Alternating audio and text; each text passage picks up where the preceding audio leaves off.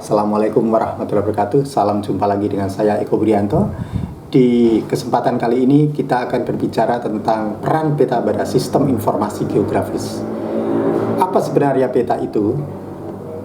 Dalam sistem informasi geografis, peta merupakan data input proses dan sekaligus output pada sistem tersebut.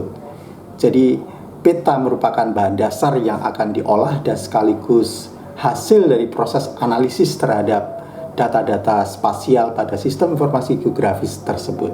Hasilnya adalah berbagai macam peta seperti peta administrasi, peta tematik, ataupun peta-peta lain sesuai dengan tujuan dari pembuatan peta tersebut. Apa definisi dari peta? Dari beberapa yang saya rangkum, ada banyak sekali definisi terkait dengan peta itu sendiri. Dari tahun 1954 hingga saat ini ada banyak sekali definisi tentang peta. Banyak definisi tersebut diantaranya berasal dari American Society of Civil Engineers, Royal Society, National Geographic, Taylor, Lapine, dan masih banyak yang lain.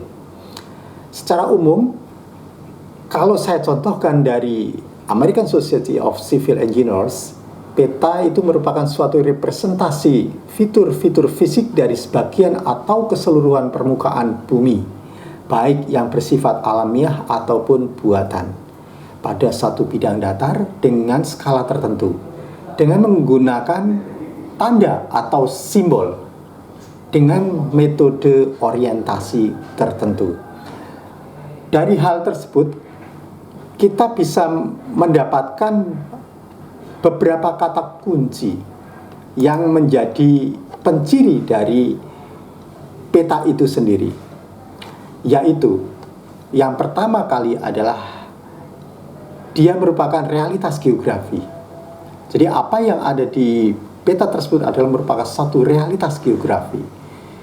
Realitas geografi itu ada di permukaan bumi.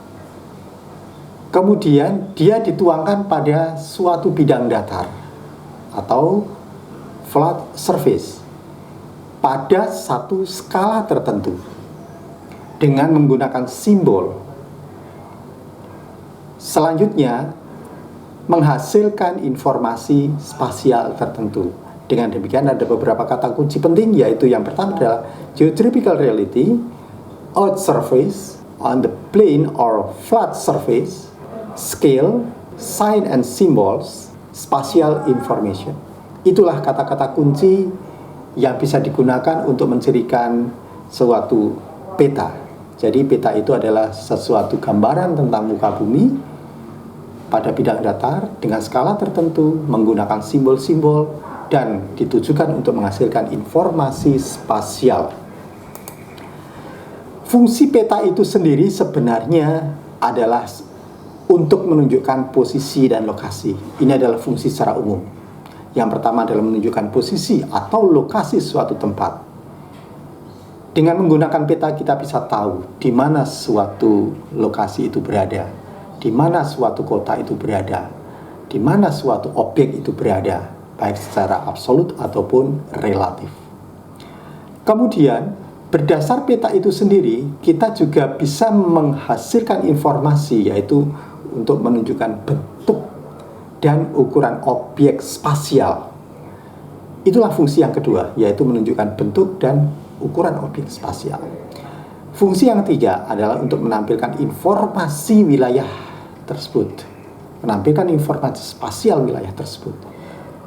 Dengan menggunakan peta, kita bisa tahu bagaimana kondisi aksesibilitas wilayah tersebut, dari mana sumber-sumber ekonomi dari wilayah tersebut itu disebarkan, kemudian bagaimana peran wilayah tersebut terhadap lingkungan di sekitar lokasi tersebut.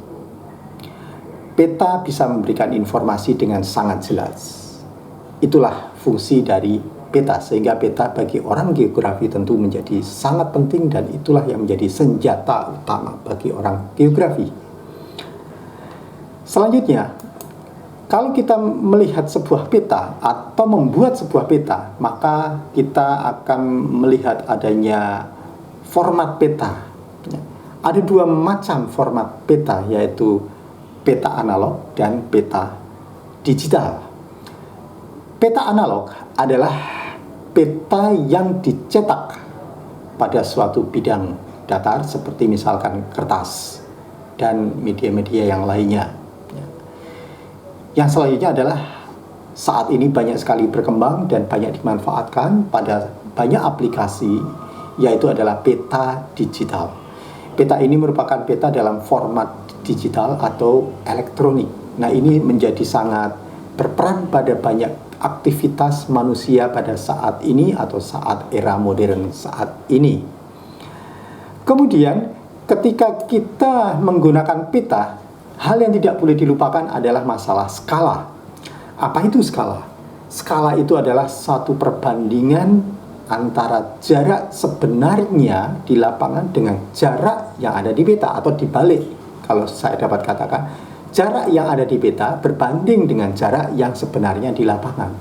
Artinya sepanjang tertentu pada peta itu mewakili jarak yang sebenarnya yang ada di lapangan. Oleh karena itu ketika kita menggambar objek antar titik, itu harus sesuai dengan fakta yang sebenarnya di lapangan, dengan perbandingan yang sudah ditentukan sesuai dengan skala peta tersebut. Informasi skala ini akhirnya akan memberikan pengetahuan kepada kita bahwa suatu tempat itu terletak di jauh atau di dekat dari lokasi kita. Efek dari kita mengetahui skala, maka kita bisa mengatakan bahwa sebuah peta itu memiliki skala besar atau peta skala kecil. Peta dengan skala besar, dia bersifat detail. Artinya, visualisasi objek-objek yang ada di dalam peta itu nampak besar dan detail. Sebaliknya, pada skala yang kecil, peta akan bersifat umum atau general, sementara visualisasi objek-objeknya akan nampak kecil. Jadi apa yang ada di dalam peta itu adalah hal yang umum. Tentu ketika kita membuat sebuah peta pada skala-skala tertentu, ada hal-hal yang tidak digambarkan pada peta itu. Artinya kita melakukan pemilihan objek-objek apa yang akan kita cantumkan pada peta dan objek-objek apa yang tidak dicantumkan pada peta. Tentu itu sesuai dengan tujuan dari pembuatan peta itu sendiri. Ketika kita melihat skala peta, kadang kita melihat ada yang berbentuk gambar, grafik, atau ada yang berbentuk angka, skala angka. Namun di sisi lain juga ada yang berbentuk kalimat. Itulah merupakan jenis dari skala peta. Skala peta yang banyak digunakan itu adalah berbentuk skala garis, kemudian skala angka, dan juga skala verbal.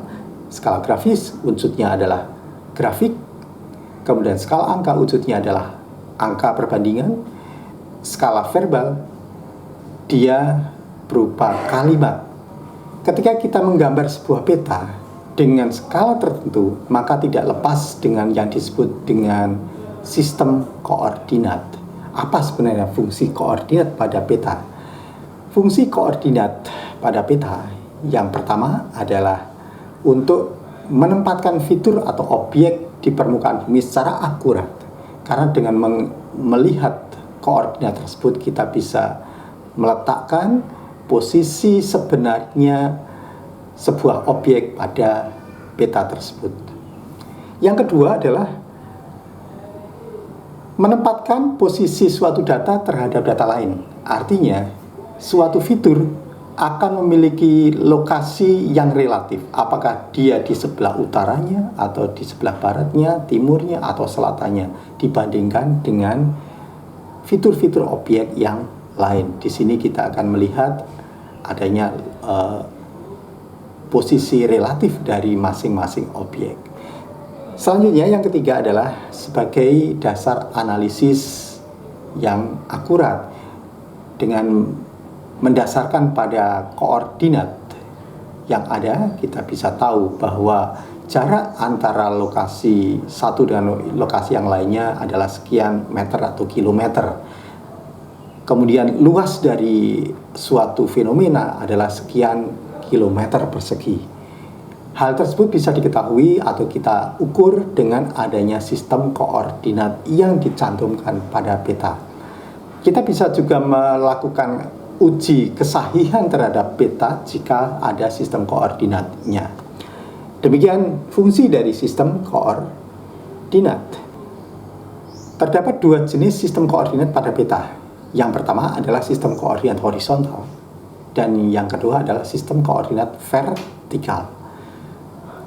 Sistem koordinat horizontal itu adalah difungsikan untuk menempatkan posisi fitur-fitur objek di muka bumi secara horizontal. Sementara sistem koordinat vertikal difungsikan untuk menempatkan objek-objek berdasarkan elevasi atau kedalaman dari objek tersebut.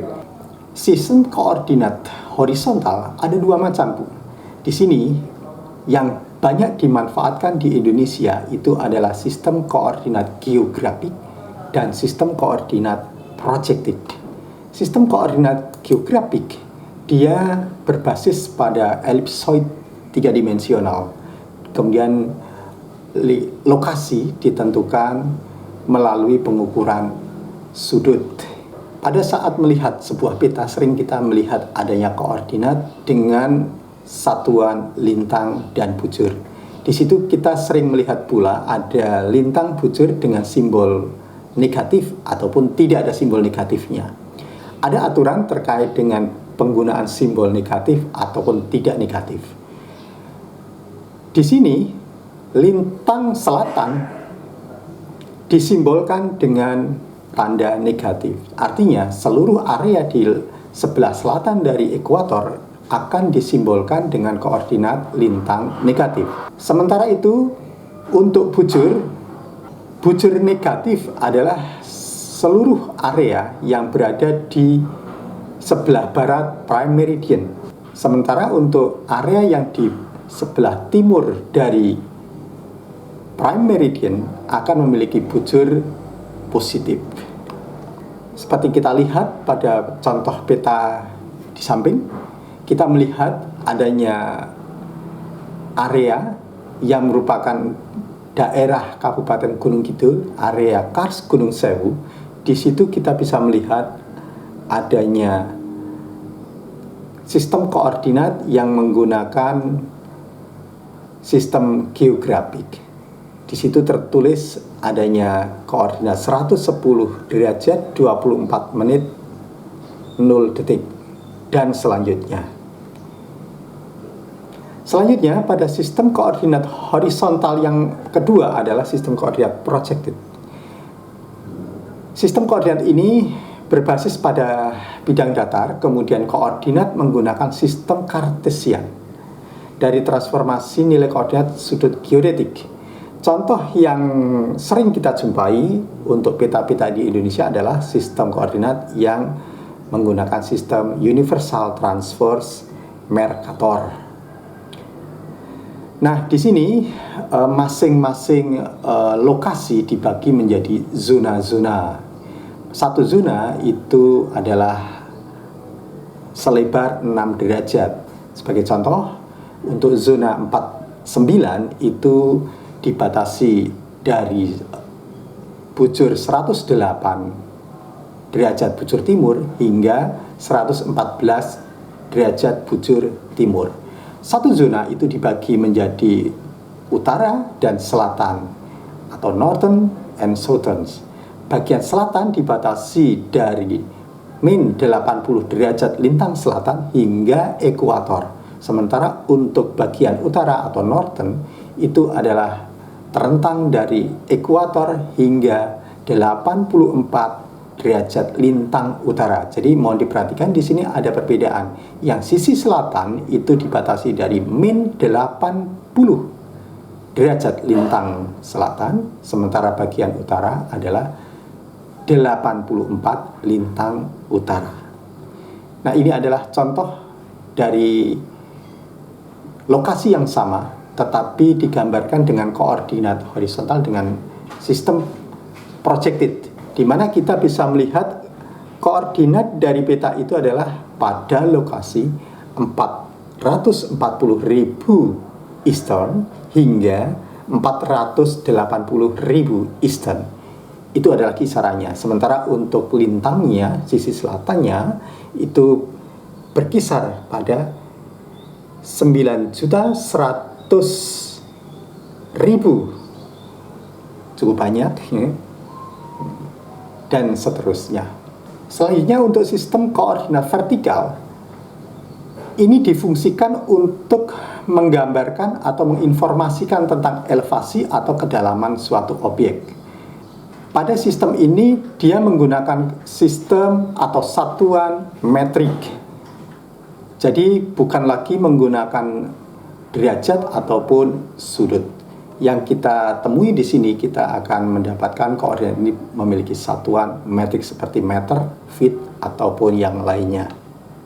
Ada dua sistem koordinat vertikal di sini, yaitu mean sea level dan mean low water.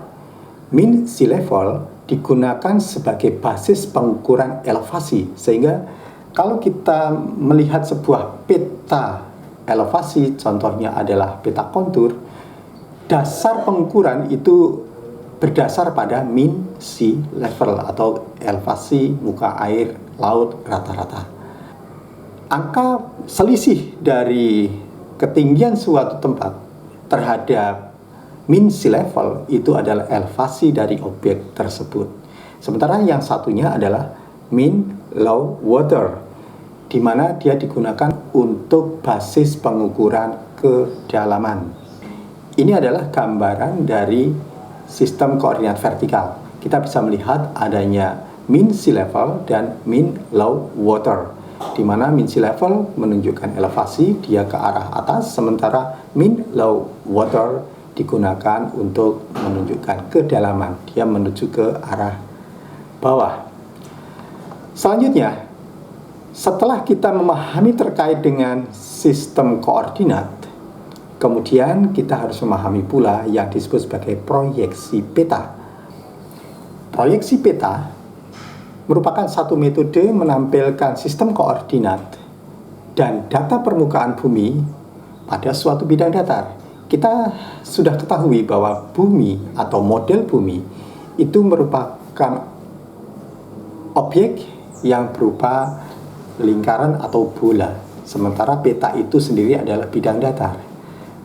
Dalam hal ini kita harus mentransformasikan permukaan yang ada di permukaan bola tersebut menuju ke bidang datar. Ini dilakukan melalui suatu proses namanya proyeksi. Gambar ini menunjukkan satu model bumi yang diproyeksikan ke dalam satu bidang datar. Namun demikian, proyeksi peta tidak selalu menampilkan hasil yang sempurna.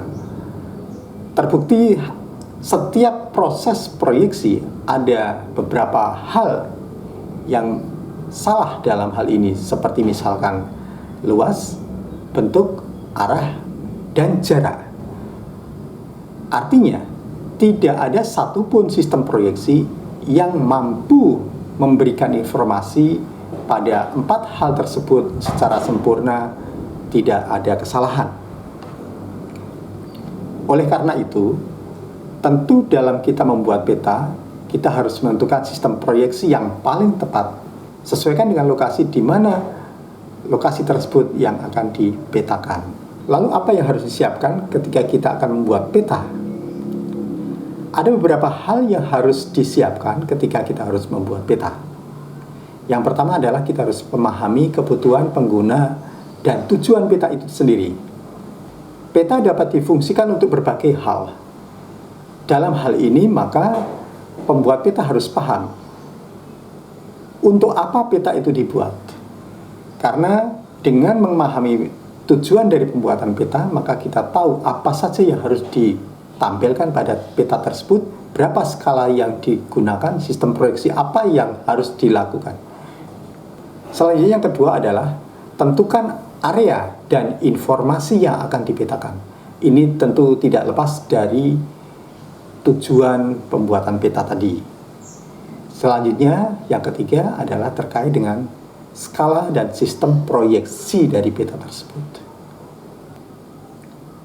Ada banyak cara dalam pembuatan peta yang sering kita lihat atau kita temui dalam proses pembuatan peta pada sistem informasi geografis. Yang pertama adalah menggunakan teknik plotting.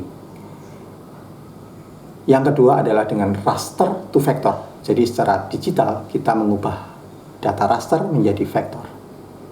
Yang ketiga adalah dengan menggunakan metode interpolasi.